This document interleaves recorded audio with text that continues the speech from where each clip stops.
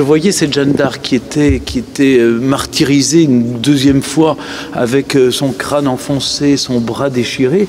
Je me suis dit, c'est pas possible. J'avais fait ce vœu au moment de présider les fêtes joanniques de sauver cette Jeanne d'Arc de l'abbatiale de Thiron-Gardet.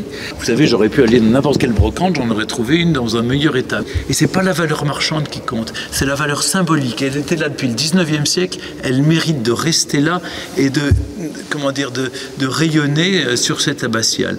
Et je veux que ça soit un symbole pour tous les habitants qui se sentent fiers de leur patrimoine.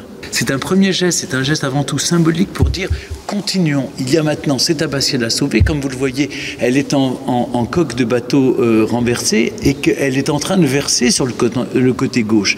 Et donc elle risque à tout moment de s'effondrer. Seul je ne peux rien, seul le maire ne peut rien, seul monsieur le curé ne peut rien faire. Donc, mais tous ensemble, on peut y arriver.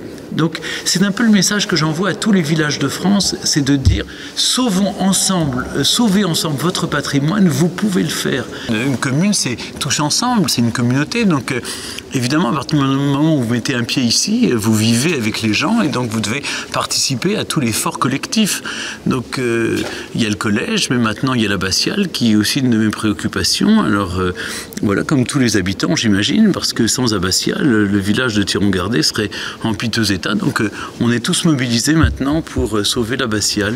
Donc je suis un administré parmi tous les autres et je n'ai pas une voix prépondérante par rapport à une autre, même si on me pose plus de questions qu'aux autres à cause de la notoriété télévisuelle. Mais ça c'est anecdotique. Je crois qu'en tant qu'administré de Thiron-Gardet, j'ai envie de sauver notre abbatiale et de défendre notre patrimoine. Parce que c'est un gage pour l'avenir et c'est aussi un gage pour l'économie du village.